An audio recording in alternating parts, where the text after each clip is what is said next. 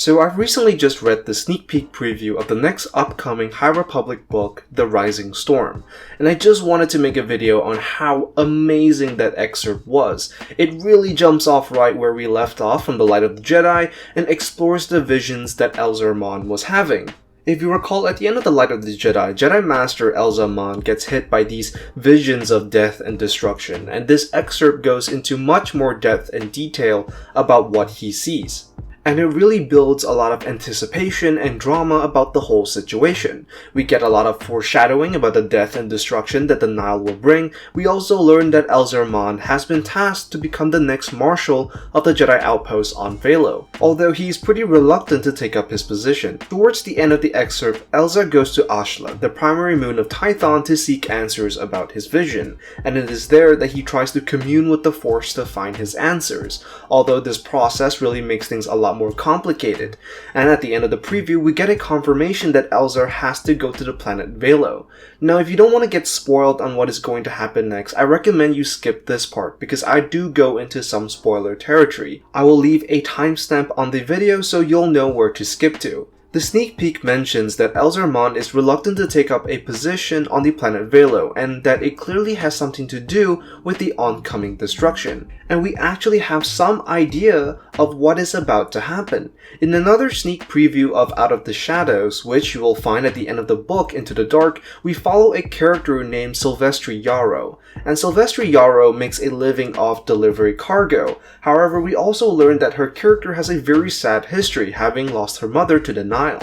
This leaves her with very few things, namely her ship named the Switchback and a very old droid named M2.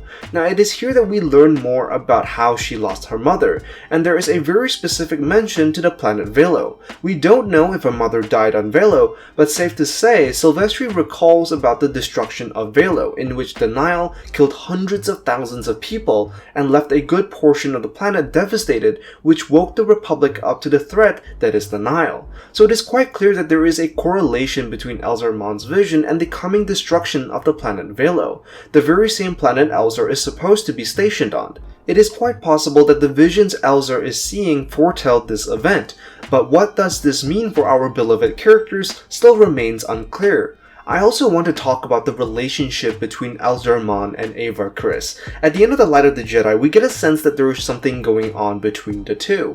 It is somewhat suggested that the both of them have a past relationship and shared history with each other. Although nothing is really confirmed, but now in this sneak peek of The Rising Storm, we get a pretty clear confirmation that Elzar and Avar have some sort of a romantic relationship as Padawans. But now as things have changed and Avar has become a Jedi Master, the same with Elzar, the relationship appears to be a bit more distant. At least that seems to be the case for Elzar.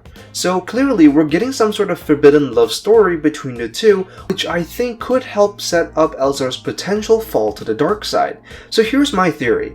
In the excerpt, we're given a sense that Elzar is a bit of a loner, a sort of oddity within the Jedi Order. While most Jedis would consult the Order on issues related to the Force, Elzar decides to go about it on his own, choosing to solve his own problems by himself and taking measures to correct them. And this troubled nature that Elzar has shares a lot of similarities to Anakin's situation. We can sort of draw some parallels here where Elzar is also motivated by love and the fear of loss that causes him to make rash decisions. Also, keep in mind that at this point of the Jedi Order, relationships are not necessarily looked down upon. While not openly invited, it isn't necessarily as taboo of a topic as it was during the prequel era, which means that at some point the High Republic will have to cover this gradual shift from a more lenient Jedi Order to one that is more dogmatic. And I think that Elzar and Avar's relationship will be a great stepping point for this to happen.